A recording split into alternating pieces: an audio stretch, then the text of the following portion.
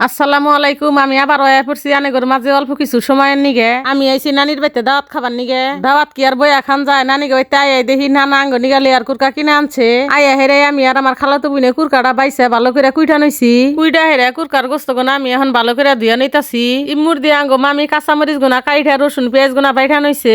এখন আমি গোস্ত গোনার মধ্যে ব্যাগ মশলা পাতি দিয়ে ভালো করে মাহায় আনমু। মশলা পাতির হাতে গোস্ত গোনা ভালো করে মাহায় হাইরে পাইলার মধ্যে দুলা তেল দিয়ে গোস্ত গোনা ডাইলা দিলাম। আন্দিতি দেরি হয়ে গেছে। ইমুরদা পোলাই হানে কইতাছে আফা আমার খিদা নাকছে। কইলাম তোমরা বেহে মিলা র্যাকেট খেলোগা আন্দয়া হারছে দে হুই নাঙ্গনা নাকি সুন্দর করে মরিচ গাছের চারা বুনছে।